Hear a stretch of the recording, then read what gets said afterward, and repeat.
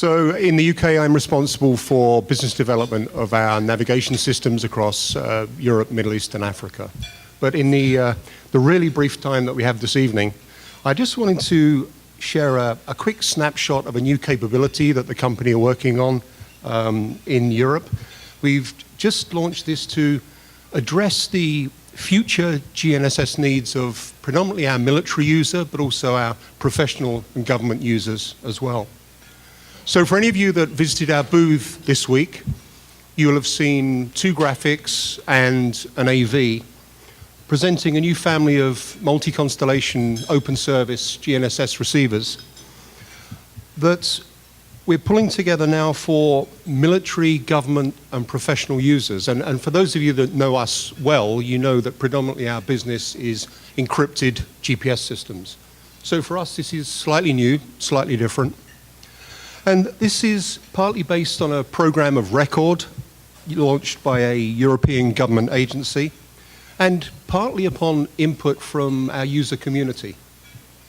So after, sorry, I apologize for my table over there. It's, I can't really take them anywhere. So after some consultation last May, Rockwell Collins and Kinetic in the UK signed an alliance agreement to work jointly on this next generation of military GNSS receivers for our military customers.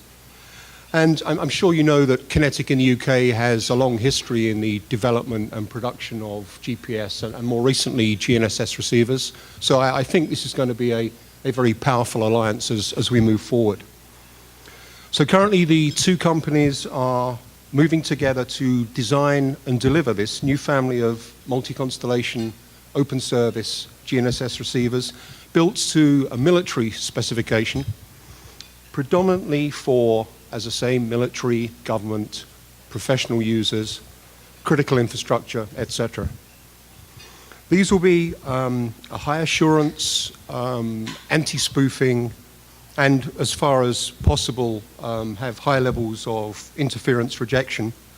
And they'll have assurance of design, assurance of manufacture, and unusually for us will be non-ITAR because they'll be delivered from the United Kingdom or certainly from Europe.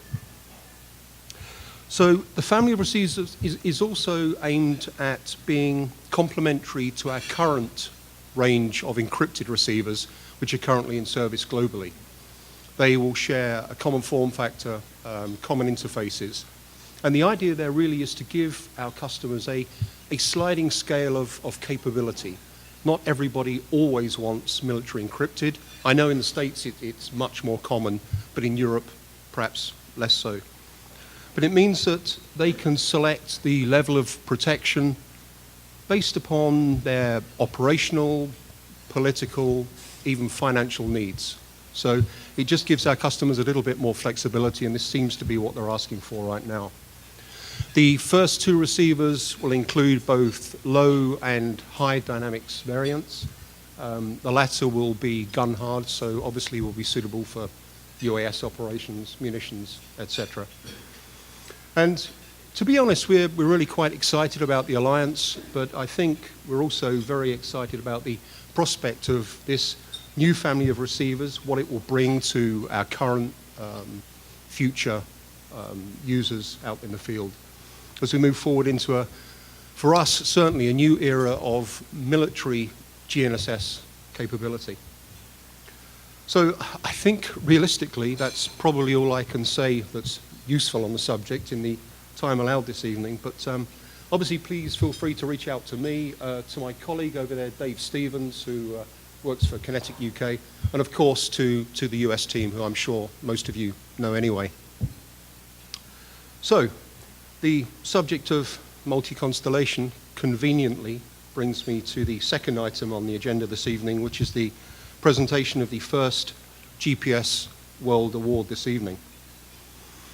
In this case, it's the Satellites Award, which this year has been awarded effectively by you, his peers, to Giuliano Gatti of the European Space Agency for his contribution in setting up the Galileo constellation as Space Segment Procurement Manager, starting from GeoA GOB precursors through the entire Galileo operational satellite launches, through Soyuz, Ariane 5, to a total of 26 Galileo satellites in orbit in just 7 years, which I think we all have to agree is pretty impressive.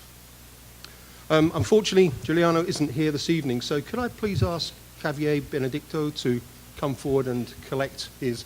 You knew that, didn't you? So congratulations on his... Good evening.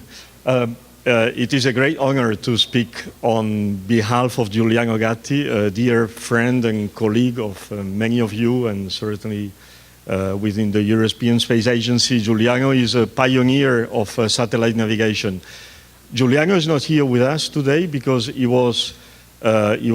has been a keynote speaker at the European Microwave Conference held during these days in Madrid, and today he was talking about Galileo, so he had to represent also GNSS in that very important conference. Giuliano is a microwave engineer at the origin. He's not digital, he's not software, he's microwave, one of those personalities that are rare these days. And he has been instrumental in putting together the Galileo system. He was leading actually the satellite development team, leading the work of industry in Europe in order to set up the constellation. For the event of tonight, he wrote a little page for me of something he would have left to address to all of you, and I will read it on his behalf. Giuliano Gatti would like to express his gratitude for this nomination. After a 20-year career in microwave equipment for satellite applications, working in Italy, Canada, and the Netherlands, Giuliano started working on satellite navigation since the end of the 90s as the Galileo Space Segment Manager. So it's almost a 20 years career working on Galileo. He went through the initial difficulties of the program, namely the uncertainty on the program financing, the technical lack of maturity on some critical units, such as the atomic clocks. At the time, joining the Galileo team at the European Space Agency was a risky and challenging endeavor.